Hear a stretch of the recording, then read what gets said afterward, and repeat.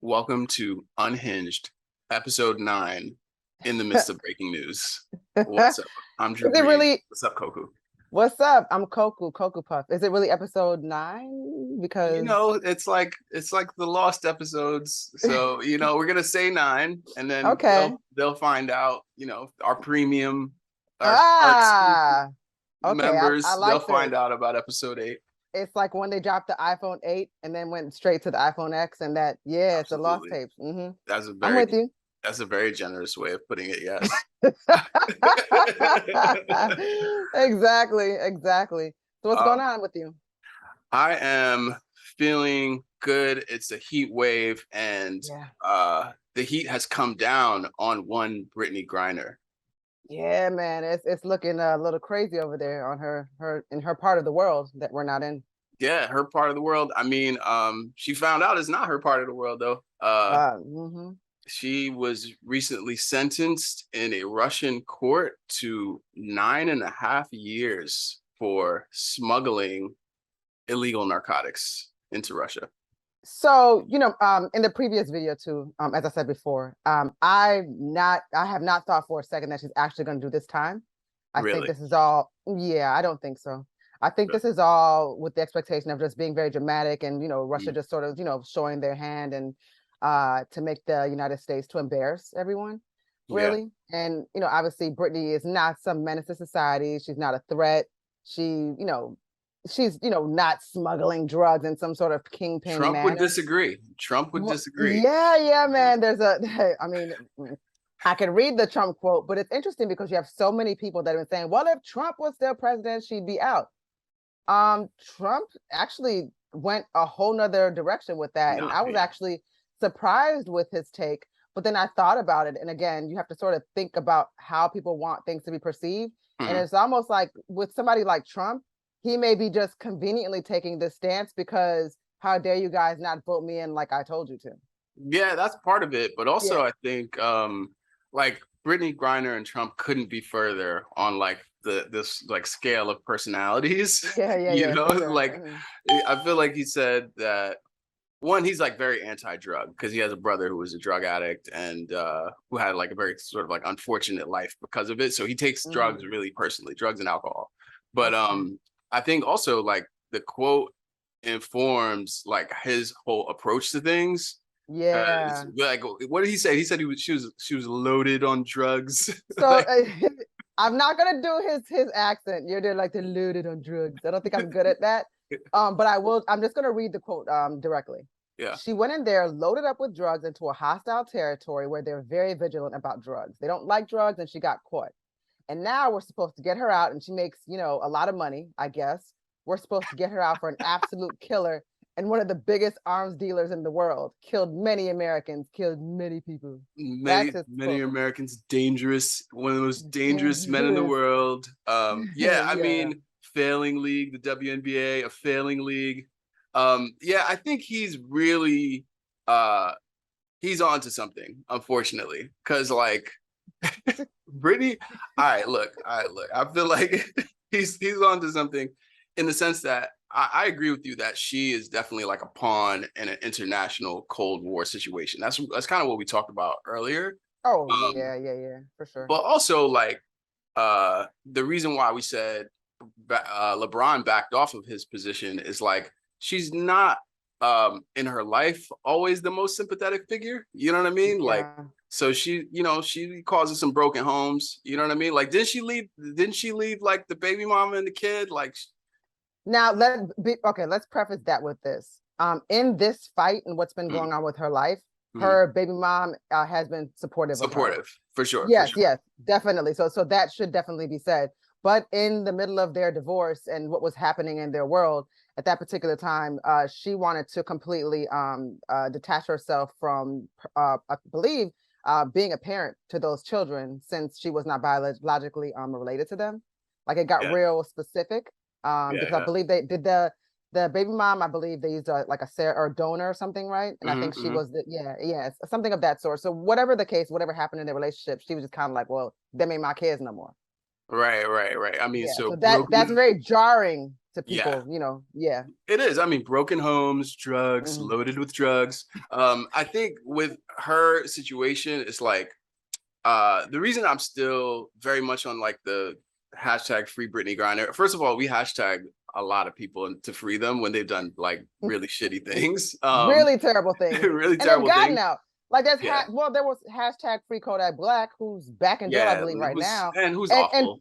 right, and Trump pardoned him. So if you know, there's Right, no world or planet where Brittney Griner is in any way you can compare her to somebody like Kodak Black, who is no, kind of like a career felon. right, or mystical, right? Yes, Just like generally like struggling, but also terrible people. yes, But I would say that's actually helpful to bring up those examples because, like in the grand scheme of things, having vape cartridges, I think there's a difference between crimes that harm people and crimes that are just like morality crimes, right? Like yeah. so although I understand that like Russia's a different place than the Hmm. US, and obviously like Trump said, they're more vigilant about drugs than we are. Yes, Um, but I do stand by the fact that like they're definitely making an example out of her. Um, yes, they're definitely using it to prompt the kind of replies like Suki Hana made about making yeah, Biden look weak. Like this yeah, is more yeah. about making Biden look weak than it is about let's give this basketball player 9 years in jail. And I Yeah. think they can effectively make him look pretty weak because he's very compromised. Like not only does his son like literally do crack there, Yeah. like he Does like does yeah, he does crack, it gets crack. mixed up in like Yeah. very bad sort of situations and deals. But also like Biden himself is not operating from a really strong position in the Brittney Griner situation because if the trade-off is going to be a prisoner of war for a celebrity, Yeah. I think what kind of corners Biden is that we are a culture of celebrity, Yeah. and that celebrity, especially like identity issues like black, she's a woman, she's queer, like that swings elections. And like he knows that. And he's Hmm. actually like terrified that if he makes the wrong move with her specifically, that it's gonna fuck up his chances to get reelected. Hmm. I don't think there's a world where it's realistic that a Russian's arms dealer would be a fair trade Right. for for a decorated basketball player. So we're Right. not getting that. Um, but I also just kind of wonder if when people sometimes even when let's say cisgender heterosexual maybe even just white males I'm talking about right now Mhm. use language to kind of show that they're in solidarity of support. I question sometimes like where this person is coming from because in this message from the White House that Mhm. Biden sent out, he was very specific in using language like, this is our was it, didn't he specifically say black Yeah, no, gay he's on it. woman? Yeah, Yeah, he's on he's it. So on he knew what to it. say to kind of speak Yeah, to yeah, the things that are very like the triggering issues to yeah, many people in this world who just simply want to do right by many or all if possible, in the best way. yeah. Altruistic individuals too, hopefully. Hmm. But I don't think that he made those statements like they didn't come out of his mouth. I'm not even really sure if President Biden is alive, actually. Yeah, yo, first of all, I'm dead ass. yo, Yeah, yo, like first of all, we got to go into that because, like, I don't know if you yeah. see the pictures, like with the chart From and it got the different Biden faces. It's Nah, I don't know what's wild, going on bro. over there. Yo, I this don't is know if he's wild, bro. like if Like it's whoever's cloned. wearing, yo, whoever's done Yeah. doing the face swap, the Biden face swap is not, it's So, not working no more. G, like they're onto it. They're onto it, yeah, and like I they don't know. got I him out here feel like there's he some looks straight like up doom mask shit he going looks on. like Like, a yo, make mess. make my appearance. Yeah, like it's not something's amiss. Yo, the Biden's the mass singer. Yeah, Yeah, he's gonna pull it off as Little Wayne. but Yeah, I guess what I'm saying is I question his genuineness in the statement where he used yeah, that type of language, and I felt like he was attempting to pander when no one's yes, asking for pandering. We're asking for like sensitivity and yeah, for true concern. I personally don't think she should be in prison for 9.5 years. I think right, that's right. ridiculous. But I also really don't think it's that she's going to be in prison for longer than maybe through the year. I just think this is all just really just dramatic. This is a soap opera era right now. Listen, the reality show. I hope for that. Like, Mhm. you're in a Russian prison still. You know what I That's mean? true. So like, you could fuck around and end up in a very bad way. Like, I don't want that. But like, the more we play with that fire, like the more Biden plays with that fire, the more we play with the fire of like, well, she did something that like is illegal there. It's like, but you know what they do? They be poisoning people. You know what I mean? Like Russians, like Putin's getting poison attempts every week type shit. Like things can happen. Have we seen Putin lately either? Yo, that's actually a great question. I've not seen some of these people are not. They're not with us. They're not alive. You said they got unalive right now. No. And where's Kim Jong? Yo, sources say. So this is say allegedly, because I wanted to bring that up. The reason why I'm so where my concern lies to your point is that we don't know the kind of, we know that abuses happen in prison all the time. I mean, there's many people that have suffered at the abuses of guards, and wardens, anything when they've been in the prison system, or other inmates. So it's very, very scary. And that's stateside. Then you hear about these prisons overseas where there are things that we actually could not imagine would happen on a prison ground. Like people will tell you that they witnessed, murders and things like that. And you wouldn't necessarily expect to see some of the things or the living conditions that they've had to deal with when they were locked up abroad, Right. But the thing that really concerned me here, when you speak to the violence or the uncertainty and the unknown, I thought about Otto Warmbier that was in North Korea. Is it Warmbier or was it Warmbier? Yeah, I'm not sure how to pronounce that. Yeah, was he an American national? He was an American national, and they did some kind of tour with a group. And I believe what he did was he did some sort of vandalizing where he took down a flag or something. I don't remember the specific details of the case. But what happened is that I think he was sentenced to 10 years hard labor. But in that particular case, I don't know, no one knows what happened, but they ended up releasing him early and sending him home in a vegetative state. And he died maybe a week later. He suffered a traumatic brain injury. So what does that mean? No one, exactly. No. It's but that's what you're playing with though. When you start being like, well, hey, you did something wrong. It's like, nah, it's not just you did something wrong in another country. It's when you do something wrong and you go to jail in any country, shit's liable to happen. Yeah. You know what I mean? Because Sandra Bland happened here.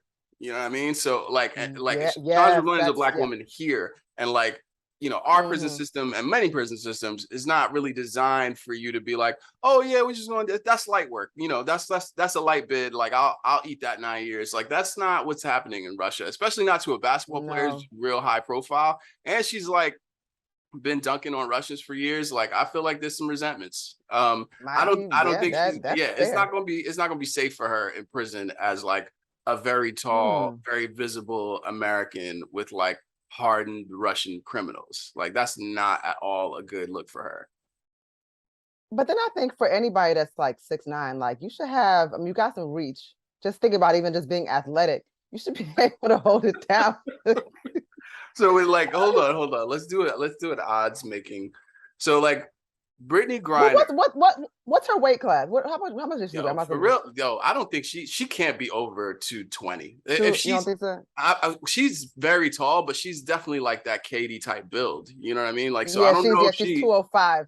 Right, so 200. There's Nadia's in there that's doing 240. You know what I'm saying? Tatted up, and I don't think they really 240, maybe at 6. And that could be stocky. So right. And they'll put the hammer and sickle on you. You know what I'm saying? Yeah, you ain't scared for that. I think the problem with the Griner situation is it is what I said in the earlier piece. It speaks to how vulnerable we are around race. The US looks so hypocritical about race, and we be storming in countries like the Ukrainians, protect them, and you can't do that to people. And then Russia's all right, cool. How about you don't kill Trayvon Martin in a random fucking that is exactly how they respond to it. It's they can't answer that. And it cripples us. Yes, it does. We look crazy. Yeah, we look crazy out here. You was talking about Biden and Putin, where's Kamala Harris been? Where has she been for like months at a time? You know what I'm saying? She wrote the statement. Right. But ain't nobody seen her. Ain't Yeah, nobody I ain't seen her either. And she was literally a fucking tool to get Biden elected. It's like, how do we get a voting block? How do we like get people emotionally riled and invested enough to vote for? You have the vice president that represents two minority groups, right? And you have her on stage in sneakers, millie rocking. That's how you get the vote. There you go, exactly, and it worked, worked. And then they just put her in the pantry, and they left it like the flour you never eat. So I think the problem with this situation is like we are in a tough position. Like we can't just get her out prisoner for prisoner, but I think we have to go with a lot of energy toward it. Because like if we don't go with if Biden doesn't show a lot of energy toward this, low energy, if they look weak on this, I think it's actually going to embolden this talk about Trump, and it's going to make him a stronger like 2024 candidate. If it's like, in situations like this, he would have handled this better, because it already looks like they're not handling it well. It does. And I believe Trump is, because of as much effort he put into saying that the election was rigged, I think he liked being president. Like, yeah. Oh, absolutely. Yeah. Oh, absolutely. He did. And I do think that he's like probably one of the most viable people to run in 2024. Like, who else going to do it? You know what I'm saying? Yeah. Like, and Biden's is like historically weak. You know what I'm saying? So I don't know if this is going to Biden is dead. Biden is dead. First of all, there are many YouTubes. Go to YouTube and search Joe Biden clone, Joe Biden body. Oh, good. Okay, I want to see them. Joe Biden mask. I feel like there's gonna be a lot of really great breakdowns. Yeah, I'm gonna watch them all. I'm gonna spend about a couple hours today on that. Joe Biden, Brittney Griner, not a situation that's looking good for either of those people. While I understand what you're saying about not thinking she'll do the bid, I don't think we can play that game. I think we have to free. So you think, that's too that's a little okay. It's too risky. It's too risky. We can't play that game. We got to free Brittney Griner. We got to make it a priority. We have to make it so it doesn't become a trending hashtag in a bigger way. You know what I'm saying? Because like right now, it's just been like a pet cause of certain people, but it could not be good if it continues to trend and if it continues to get tense. Well, I think the other interesting thing is that there are a lot of people that are at least saying like, well, I know she broke the rules, but come on, like a lot of people that are smokers, because now that we've worked towards legalization here, they're at least like, I'm seeing more people say, even if people are more in the conservative, she broke the rules, she must do the 9.5 years lane. There are some people that are adding to that language like, well, but really, what's the big deal? Like, it's just vapes and cartridges. Like, so a lot of people obviously don't see it as a true crime per se. Right. Yeah, but Iman Shumpert doesn't. Yeah. Let's get into that. He definitely doesn't see it as a crime. Iman Shumpert. Iman Shumpert got caught with 6 ounces of bud in Texas, right? But where? But actually, he got caught in trying to get to California. In the airport. In the airport, yeah. Right. So I would say, like, if you're gonna do a crime, like there's a couple places you just don't want to do it. Like all these people that are like airplane punchers, like good luck with that. You just want to do something. What? I feel like shit was going so well for Iman. I like Iman. Yeah, and is it his podcast is what's his podcast name again? It's a really clever name. Oh man, I can't say always liked everything about his podcast, his persona and media. I love his takes. I think he tends to be very fair. And when he's kind of being more judgmental, I feel like Iman. I like how he talks. So I've always been a fan of him. I've been a fan of their family. I think they're like a beautiful family. So he just didn't register to me as somebody that would have 6 ounces in the bag. And then they said that he had like a loaded mag on him too. Like, what's going on? What you going through? Yeah, he had the 9 milli Glock. Why? Like, why would you? Again, why do these people why don't they have like bag handlers and things like that? They don't have the guys. Why are you the one? Yeah, that's I don't know. I think sometimes that is not as trustworthy as a situation as you want it to be. Like, I think it's actually like a luxury to have a person like that in your camp who can do those things. And like reliably, so it doesn't compromise you. They don't go run into the TMZs of the world. Like, I think that is a really yeah, that's like when you're fortunate and you have people you can trust, and that's Mhm. like that's not very common. That's like 10% of the time. Well, yeah, but then there's also people that, have been in the business for a long time, and those individuals maybe they can sign an NDA, they can be professional, and Yeah, they are, yeah. I mean, a lot of those people are also like retired, like, detectives of some sort, or security. They've yeah, worked at very high levels, even like on a political level. So, I don't think that that person is impossible to find, but I no, think maybe those people, what they can do is tell you what not to do, and it's just up to you as the individual that has the most to lose, to listen to yeah. them. I don't know. I think they got freewheeling with. I think Iman got freewheeling with the fact that weed's very legal here, and Mhm. thought like and didn't give thought to how much he could have. Like that is the operating with impunity type of attitude where I was like, maybe he just Mhm. didn't know and thought that like shit was all good. I think I can actually believe there was a level of ignorance, because you can fly from, Cali to New York and have edibles in your bag. You can All the have time. yeah, liquids and everything. Like it's not an issue at all. Yeah, like allegedly, I've flown back and forth to places, because I'm not really a weed person. But I've flown back and forth, and people be like, "Yo, come pick me up from this, because Cali Right. dispensary." I'm like, "Yeah, whatever," and never it has not been an issue at Yeah, all to date. never. Mhm, I mhm. think the amount is really It's the where, amount that he kind of took for granted. yeah. I would hope that if I were in a position of his, at least, if I wanted to fly with that amount, I mean, I would think that he would want to fly private in that sense. But He's maybe gotta be his, flying private though, right? Like he's well, yeah, I he's don't know. gotta be. I, He's not flying I, commercial, right? I assumed it was commercial just because they said it was at the airport. I don't know what airport they was flying out of. Yeah, that's a good question. I mean, Mm, if I think about it, Iman Shumpert, when I look at the resume, NBA champion, he's played as recently as mhm. 2021, right? Tiana Taylor's his wife, right? So even if they didn't have cash on hand to fly private, I feel like they've got the hookup. They know people in powerful places enough to be like, yo, let me take the PJ. I'm just going for a quick jaunt to LA out of Cali. Like, I'm sure he's not flying private, right? Like I mean, he's not flying commercial. There's no way. There's no way Yeah, Iman Shumpert is flying I commercial. just wouldn't, yeah, I wouldn't see why he would do that. I don't, I think that once you get to a certain level, I would think that, and I'm not trying to do that to make these people seem like they're not amongst the people, but I just even think from just a safety point, you wouldn't want to. It seemed like it would cause too much chaos. I still think he would, because remember with Iman, he has a whole different lens on him now too. Because Mhm. while we know him from basketball, there's that segment of the population is like, oh my God, he won Dancing with the Stars. He's so amazing. Yeah.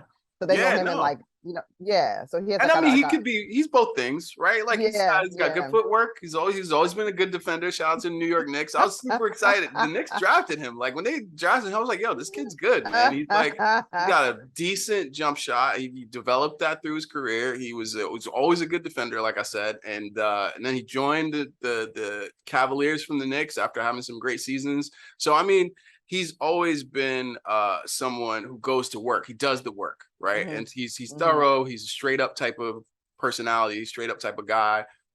Family man. Like mhm.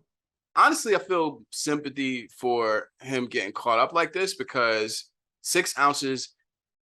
It's not what 6 ounces was in the late 90s or early 2000s where like Right, that's a exactly. lot. It's like 6 ounces could be like that's me, that's my bag handler, like that's the crew. Yeah. That's 6 ounces ain't a lot. You know what I mean? That's Mhm, 6 people. It's an ounce each for 6 people, and that's very reasonable to have. mhm. He also looked, I mean, when you look at the mugshot, like, he looked, I don't know if the word is that when he's scared. Maybe the word is Mm, like disappointed. yeah, like oh man, like Yeah, I like, got how did I caught get up. here? Yeah, yeah, yeah, yeah, Yeah, yeah. yeah, Mhm. yeah. Because I would say he's been on an upswing. I think he's been on Yeah. an upswing, and like it's similar to Brittney Griner, where they're not household names. Like I don't think either of No. them are household names, but that's a great position to be in when you're not a household name, but you like live comfortably, you Yeah. make 6 figures, 7 figures, you could be Mhm. on TV, like you can support your family and your lifestyle. That's like actually a terrific position to be Yeah. in. So it kind of feels like you fucked it up when you get caught for weed, like specifically. Yeah, I feel terrible. Like that one just feels like somebody was probably too high, and that's No, what he was happened definitely here. high. He was definitely suited and couldn't Yeah. remember where the weed and what bag. Like, you know what I mean? It's like, yeah, just throw everything in. Like, we're getting on Kanye's jet anyway. They don't care. They're not gonna Yeah, check us. like wasn't somebody was supposed to take this, in the Hmm. in the Sprinter and drive it to said locale, Right, you right. know. In either case, honestly, free Brittney Griner and free Iman Shumpert. Free Marshall. Listen, if we could free Kodak Black, like you said, if It's we could, just, yeah. we could free Gucci Mane. We could free them. We could free them. It's okay. Um, Neither of these people are anything like Kodak Black for sure. um, there are some updates Oh. other than Brit. So Kelis, she got she got removed from the biggest album in the country, the world right now. She was removed from it because of her complaints. And Apple and Tidal have removed the sample officially. Hmm. So it's like, unless you have the pressed vinyl or you downloaded that early, now every single version that you hear will be without the sample on the song Energy, without the Do milkshake you sample. think those versions are gonna get the StockX treatment? Oh yeah, definitely. Hmm. No, Hmm. that's gonna be very, very valuable just because of how swiftly Oh, okay. Beyonce got Kelis out the paint. Like, I feel like it's sort of like the evidence that um things, life comes at you fast, Kelis. Like, you know what I mean? Like, I feel like even if you weren't getting the bag you wanted to get, you were definitely getting paid off that. Like, she intimates that she wants her reparations, but it's also like, yeah, you're credited, so you were actually getting paid, and now you're I, not. I I still firmly believe that in this particular case, Beyonce assumed that she was doing the right thing by crediting Kelis. Right, And I right. feel like Beyonce was well aware that Kelis was not receiving what she needed to, so that was her homage to her as a woman. I mean, that's Right, me right. obviously putting a lot of sauce on it that may or may not be true, but I believe that Beyonce may have really thought that. The other thing that's interesting to me in this conversation is people are laughing at Kelis for the removal of the credit. I think that Carissa was pretty direct in what Yeah, she she wanted wanted and that. what she didn't want. She wanted that. She even led with insulting Beyonce in her Yeah, complaint. So yeah, she was, she used attacking language as well. So it's like, well, you really don't mess with me either. Like, I know I didn't yeah, get this right, but you don't mess with me. So, you probably don't want a phone call now because it didn't go about it. I didn't go about it the way you wanted me to. So, yeah, yeah. hence this resolve, which is exactly what Khalees wanted. So Right. here we are. But now where I'm a little lost here and now on the updates is, has Khalees responded to the removal? I haven't heard. I Yeah, haven't I heard haven't heard a anything. response. So yeah, I really don't know what's going on in her world, but you can't be mad at somebody, listening to what you said. Yeah, and also, is there anything to respond to? Like, now Beyonce is kind of given the, whether you interpret it as, "Hey, my bad, I'll remove it," or Right. I'm gonna take it off. Then you ain't want the money, cool. Like, Yeah. whatever way you take that, like, what does Khalees really have to say at this point? Like, I feel like that just kind of snatches her out of the news cycle completely. If that was the result, right? Right. Yeah. No, I think Khalees is just where she wants to be. And I still Right. say, I think she's right now, she's at a level of fame or she's contented in the way that this is, Hmm. she's running her farm. She's not interested in whatever the industry was bringing to her at the level that it was when she was dealing with those publishing issues. So Right. I think that this probably works for her. And also, I mean, look, there is no black woman. I think there's a parallel here with the Monique situation that we talked about. There's Hmm. no black woman who will be the perfect messenger. I have not Mm. ever seen a black woman artist, whether it was Nina Simone, and don't get me wrong, Khalees is no Nina Simone, but whether it was Nina Simone or Monique or Khalees, there is no black woman who has criticized how art has underpaid or undervalued her and been considered a positive or good faith messenger of that very, very accurate truth. So they're going to always focus on someone like Khalees's attitude, her reputation for maybe not being the most easy to work with or facile. But then when everyone who's a black woman is not easy to work with, where does that really leave us? Hmm. Right. So I do agree that, like, there's some there's some faith to be had in Beyonce being aware enough to credit.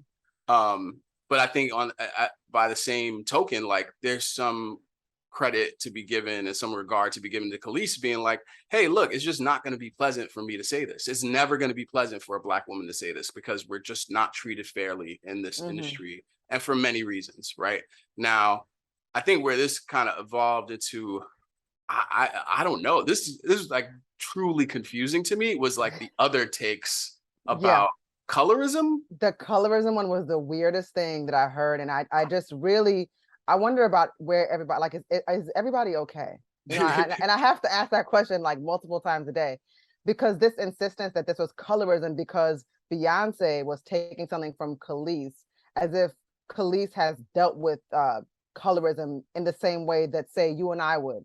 Yikes. I just thought that was so bizarre, and I would hope, and I don't think that Kelis would say something like that, because that would be an outrageous take.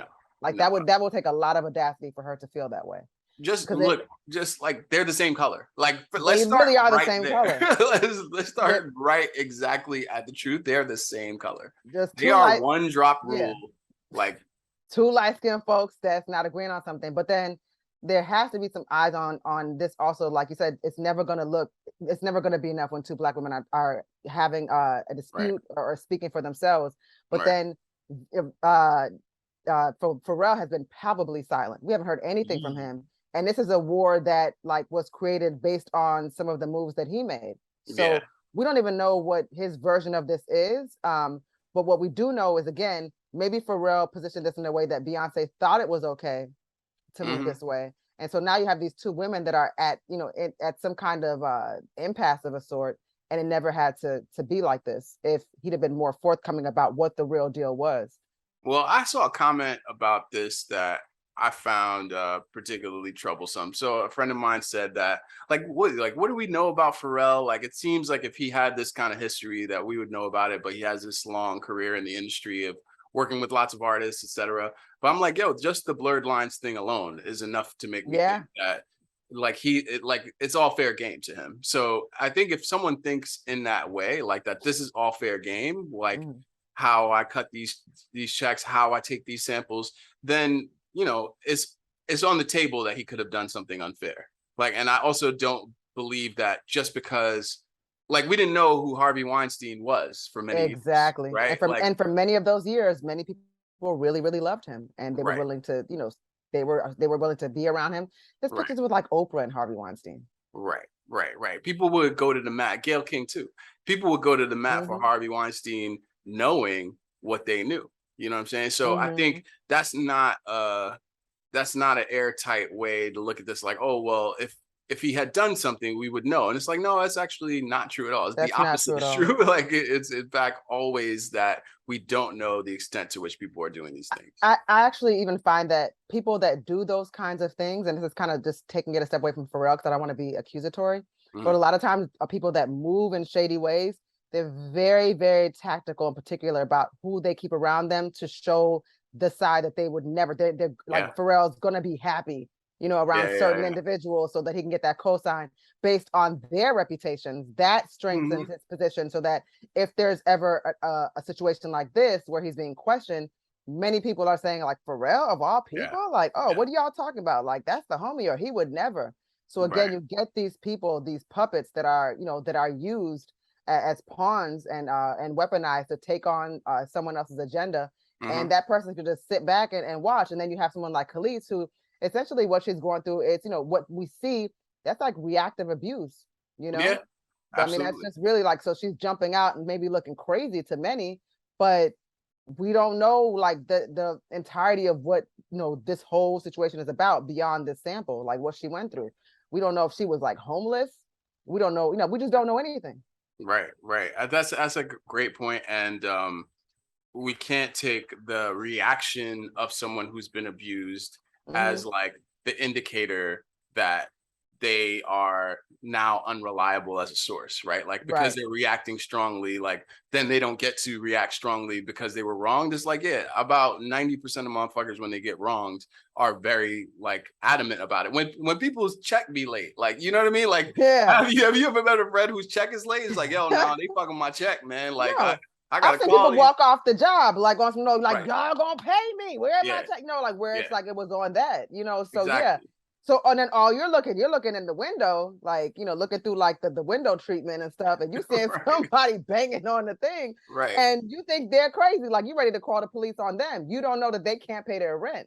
So, exactly. You know, it's always again just good to not just jump out the window and just make assumptions because you really don't know what people are going through. So I just don't tend to be comfortable just assuming when it comes to stuff like this because I can understand how this could happen to somebody. Yeah, absolutely. Whether it's at the Circle K or the Gap, like I'm trying to get my check. So exactly. I still side with Kelis on this, even though there may be some thorny or prickly parts of the messenger or how the message is delivered. It's like what we're talking about is fairness, right? And so fairness exists whether or not the person who's asking to be fairly treated is like the most endearing figure.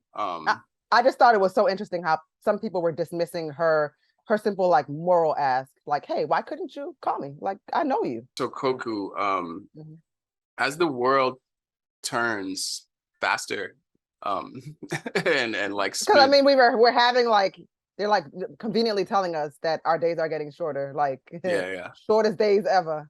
Yeah, like our days are numbered. You like blink. You blink, and that was just yesterday when I just said that. And it's bright outside. We're not in Alaska. So, as I found out that news, what I learned was that there are monkey attacks happening all over the world. It's everywhere. There's a proliferation of angry monkeys.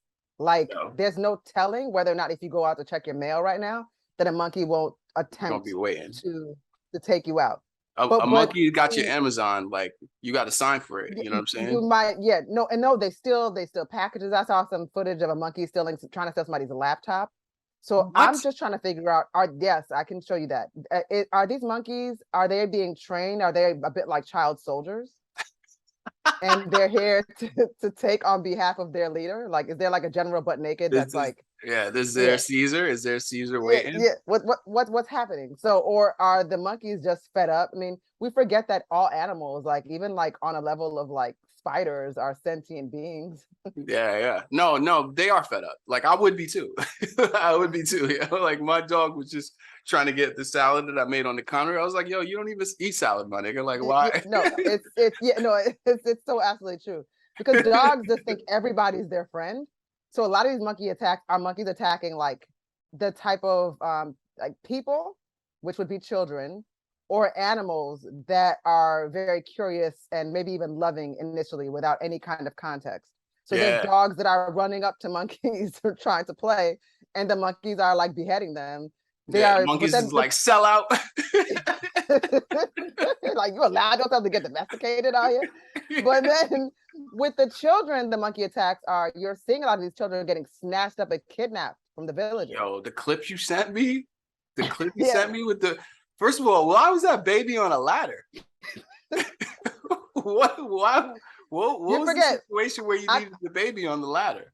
Well, I know we've talked about this, but child labor laws look very differently, like in other places. So I know we don't know, the complete intimate details of what happens elsewhere, but the baby might have had purpose. Because I feel like it was the baby was on the ladder working, and when the monkey came to attack, the parents abandoned the baby. The baby was working an overtime shift. So many things even about the parents, or were they supervisors? Yo, here's the thing: the supervisors ran off. Like the first 3 seconds, the baby's about to get snatched. The 2 supervisors ran off. The 2 contractors. The baby's the subcontractor. Right. They darted.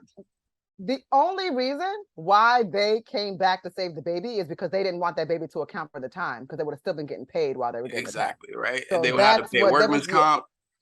you see, you get me. So I don't believe any of that was coming from a place of love or concern or humanity. Not at all. Yo, but there's an AP story about a specific village in Japan where the monkeys are doing sneak attacks.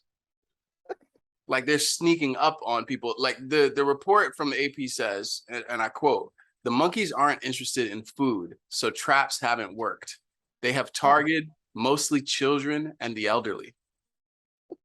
What does that say to you about what these monkeys is up to, man? You gotta be a mean ass, spiteful, vengeful, violent motherfucker to attack children and the elderly. And the elderly, you know. You have no code whatsoever. Or in addition to you having no code, you also know that that's what's going to really, really impact the, I guess, the non-geriatric and youth population. Yo, once you start messing with the old folk, like granny and like the babies, you know, people can't dismiss it. Even gangsters don't do that. You know what I mean? Exactly. There's gangsters who's like, yo, I don't fuck with kids. I don't kill the kids. You know what I mean? Yeah, you had whole serial killers trying to sell us on a code with killing, with murder. Yo, and the monkeys are like, nah, this is who we want. The monkey saw what the elephants was up to, and they were like, yeah, we get you. But see, this is the thing with elephants too. So elephants, we know, are intelligent beings, and elephants very specifically have very, very long memories. Very long memories. Elephants are not really prone to attack humans unless humans have done something to them. So like when you've seen things where like mothers have been killed and poached for their ivory, things like that, that elephant even 20 years later will come and, you know, attack poachers because they know what happened. So yeah, elephants are very different in that way. Like people can coexist with them, but the elephants attack at random. I don't really buy that. So the fact that this woman, that they stomp out and destroy this village, when the woman was dead and buried and put in the ground, they exhume the body and re-kill her. Yo, I'm just like, what did she do at this point? And it's like, you know, maybe this, I don't even feel like I'm being insensitive. It's not victim blaming because she's already dead. So, but the fact that somebody would stomp out your funeral, like, that is the worst thing I've ever heard in my life. Oh man! And I've seen poor behaviors at funerals. Like I've been to one of those funerals that could definitely be a skit on a television show, but I ain't never seen nothing where like the animals all got together and shit, like, and just, you know, started like whipping their snouts and taking people out. What do you think was the funeral party's reaction? You know what I'm saying? Like, what do you think was their first? I think they probably initially were probably thinking, well, first of all, there's got to be something to why that again those elephants took it that way. So they probably knew like what she was on, like they knew her job. Oh well, you know, she's the one that be paying the poachers or be getting paid by the poachers. They had an bring idea. them into the village. So they had an idea. So they knew she was the trafficker in a sense. Yeah, there was like elephants be on that never forget. So she probably had it coming. You know what I mean? Like So she knew. She knew what they knew who she was, and I think if you put two and two together, I think that story is not hard to find or to understand in terms of like why that happened to her specifically. I mean, for a second. So do you think it's just the monkeys and the elephants is an uprising beginning? Is like, what's the next animal group we can expect to be on this type of like sneak attack shit? Well, there've been a lot of, we've always heard of dog attacks, but there's been an uptick in dog attacks lately too. Like I've been seeing a lot of situations where like, I just saw a story and I don't have the specifics on it where a woman passed away. So her mother took in her dogs to take care of them. They were dogs she was familiar with and the dogs mauled her to death. So it's like she's the caregiver, and dogs, like I said, it's kind of weird. Dogs aren't those kinds of animals, unless they're trained to be violent. It's time. Yes, it's time. So I think we need to have a conversation, some sort of a town hall with the animals. I consider myself a whisperer. Many years ago, absolutely. When I was I was bringing a lot of eyes onto the SeaWorld crisis because what they were doing, which I'm so glad they started, they stopped doing the orca shows. But these orcas were depressed. They were clinically depressed. They were putting them on Valium. Yeah. So you could see them doing some more little. Orcas, another highly intelligent animal. And it knows, and it's like you take such a huge apex predator and essentially put it in a bathtub. Like, what are we doing? Right? Yeah. Or even like you probably couldn't even pay me to go to a zoo right now because I know what's happening. Nah. It's gonna come. Yeah, Some of yeah. these No, animals it's have about been to happen. escaping cages. Yep. People jumping down into the cages because they just, I don't know what they're trying to do. Rip Harambe. It's just too much going on. Yo, you think it's a coincidence they slapping that glass when you come, bro? Like they Exactly. Like, trying yeah, to you warn think it's cute? You think that they remember the high five from yesterday? Now they trying to tell you what's about to happen, and they're trying to get that final blow. Because like even with like shattering glass or certain things, like they seem impenetrable. But like when you read the fine print, it's like on the 900th slap, the shit will shatter. So that's what they're doing. They read the fine print. It's just like chipping away. Yo. Oh Mhm. man, it's like the prisoners with the spoon. Like Exactly. And then one day, the tunnel, yo. I mean, yes. I think we have it coming, right? Mhm. As much as it's really scary for me to say this, a virus is a living thing. Like, so if we being real about what's going on around us, it's like I Yeah. feel like Mother Nature's trying to be like, it's y'all. Like it's like Yeah. I wanted to like spin it another way, but it's definitely y'all. Yeah, I mean, because we went just now from COVID being a huge issue, then Hmm. from COVID to this barrage of booster shots. So Hmm. whatever round a person is on, like your arm probably tatted up crazy. Now we're in monkeypox, where this is where we are now in the Yep. timeline and in the season, and the interesting thing about that, because when you say it's y'all, from by all many indications, monkeypox more than COVID, it seems, has the people are getting it from levels of intimacy. So it's like Hmm. really people stay away from each other, get away from here, go hide out. We don't want to see you anymore. Right, right, right.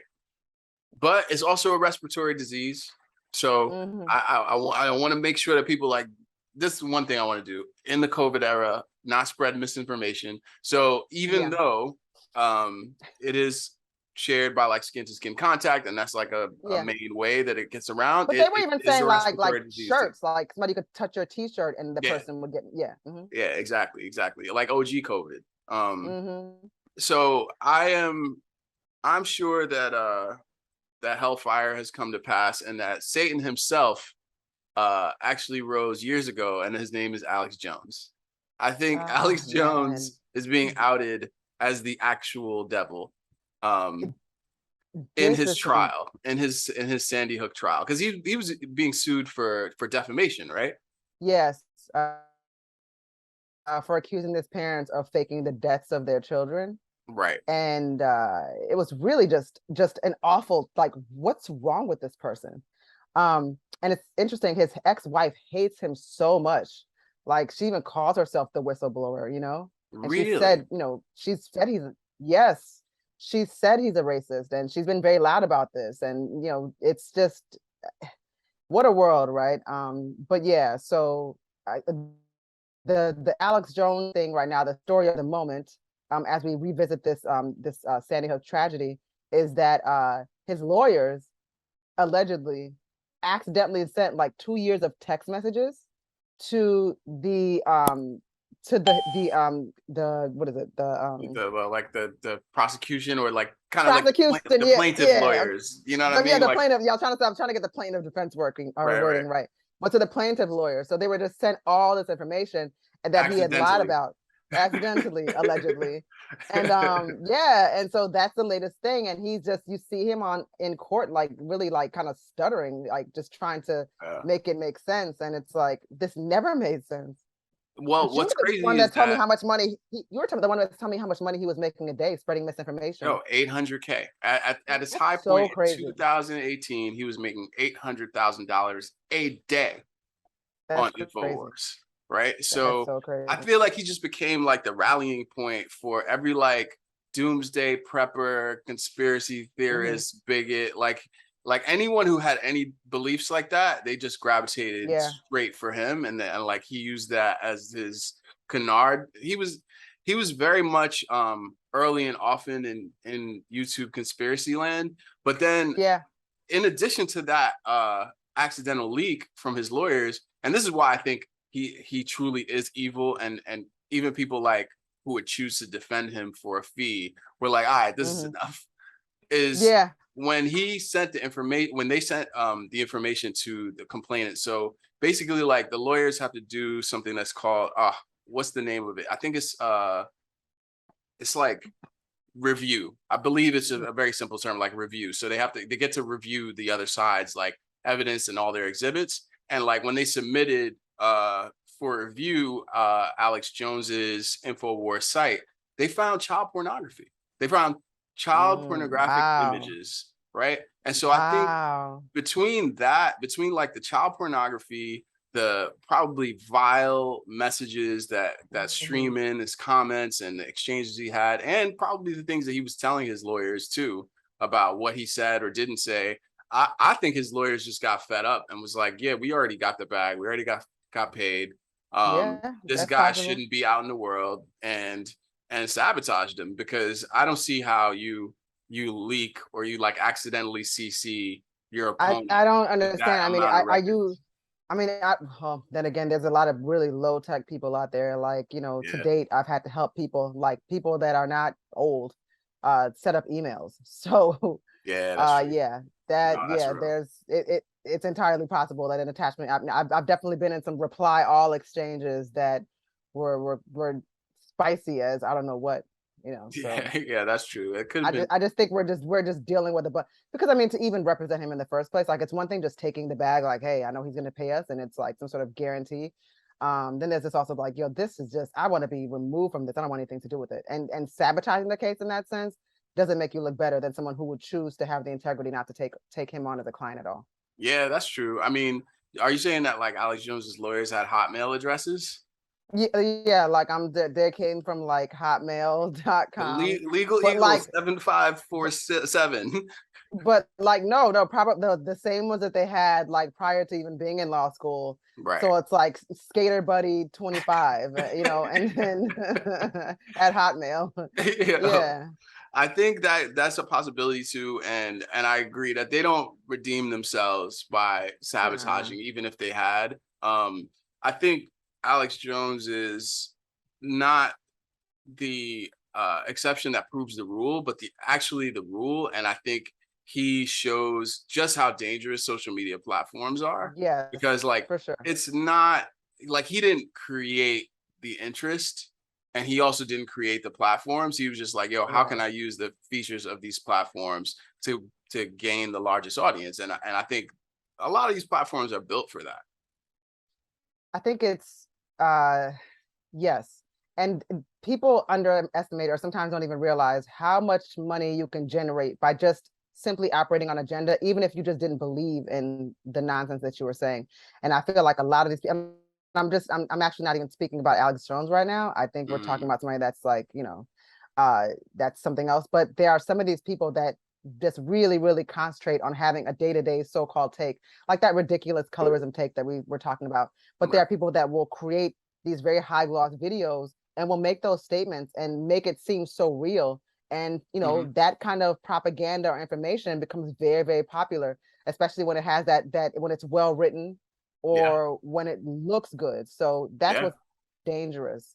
And then we're not even in a world now where many people even like read any kind of legitimate journalist or news source. People aren't interested in bylines. Like I know The Economist doesn't concentrate on bylines, but like the general public doesn't necessarily have a favorite author, you know, that they particularly are tuning in a lot of cases. They just, because they're not reading true journalism.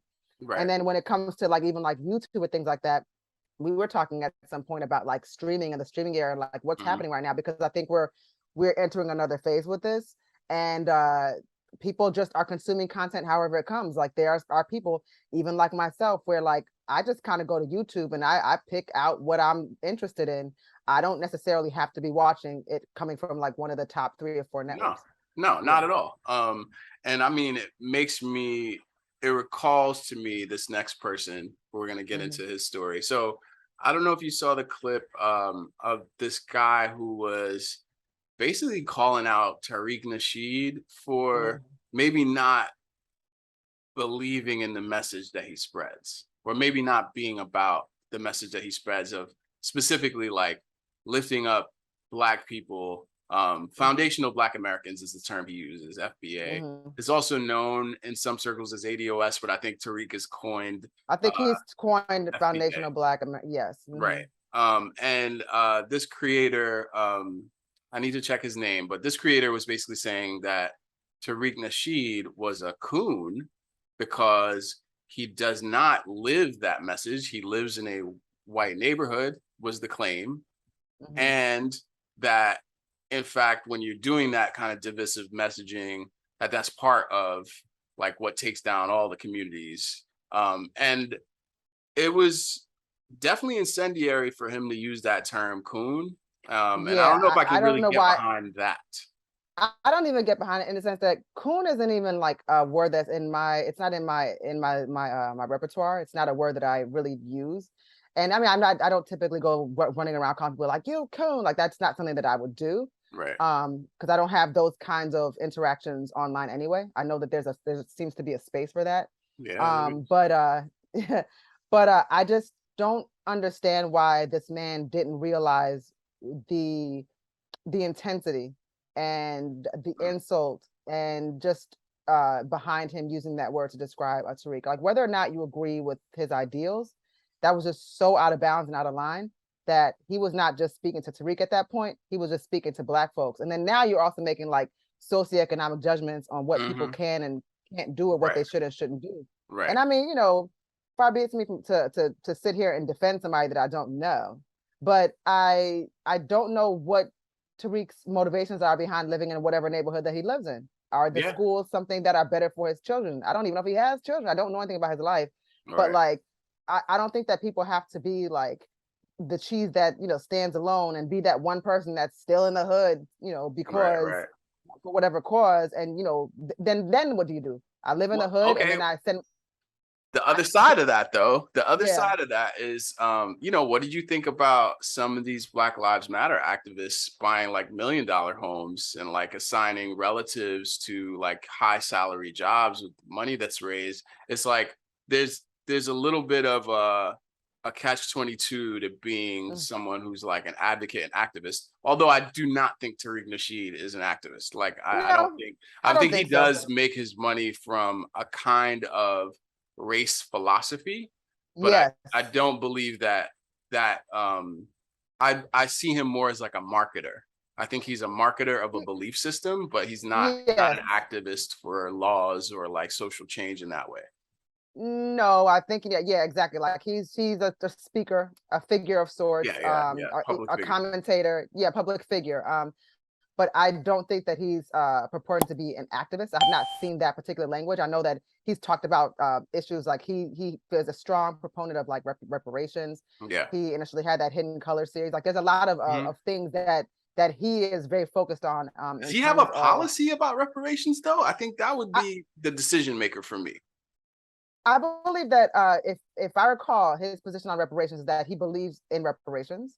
And I believe that he was talking about like reparations starts with how you you've got to be someone that's a descendant of slaves. But I believe he was saying that was his position, which But he's never like put forth like something that would be language for a bill or something to put into law, like nothing like that. That I'm not entirely sure because I can't say that I've been super tuned into his platform, but I do remember seeing some sort of clip where I knew that was his take, that he was pro reparations. Got you. Sure.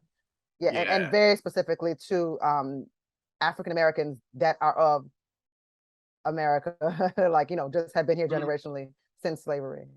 Yeah. I mean, I think it's always tough too when someone who is non-Black and a person of color looks to weigh in on your Blackness or like how authentic you are about your support of Black people, like that.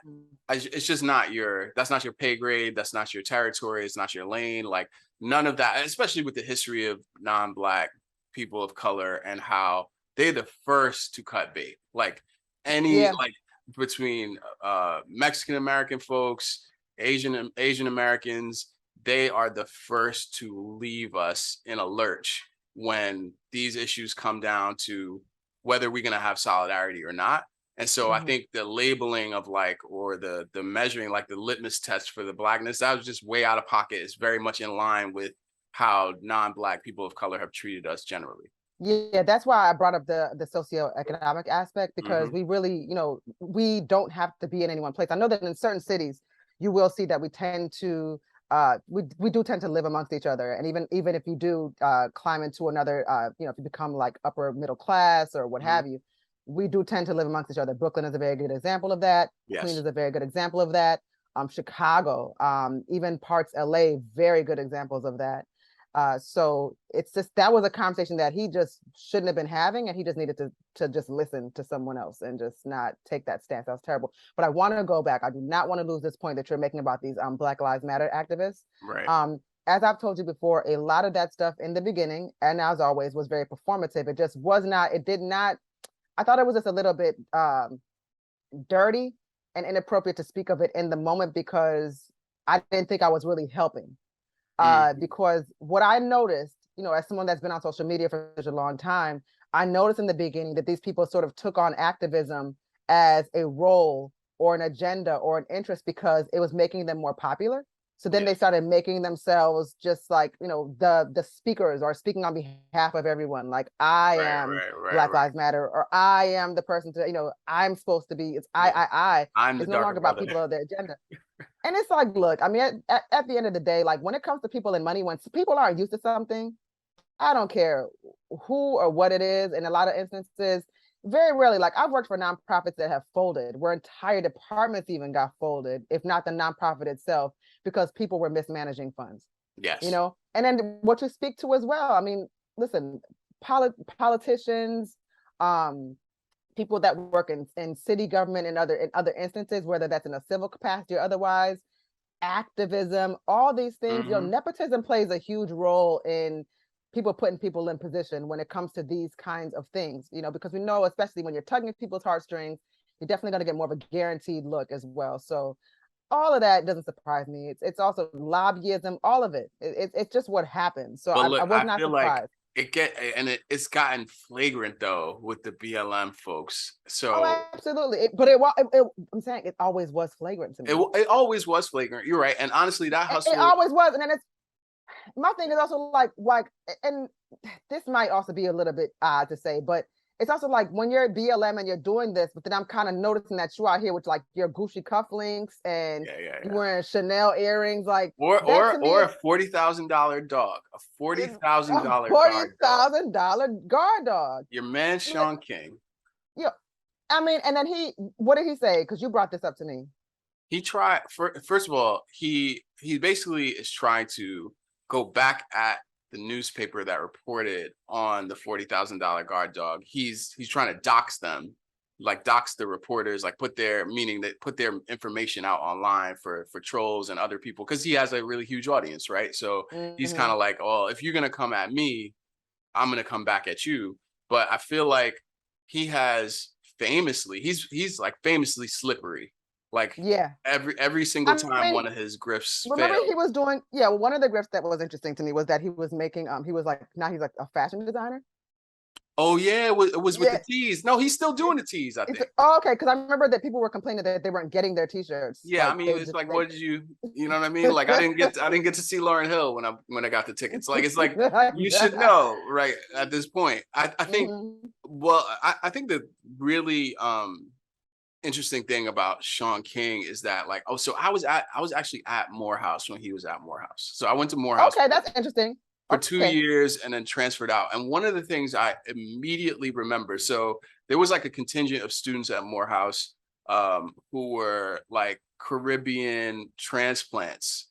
And there was this one dude who was white passing. Like he had like curly red hair, really light complexion.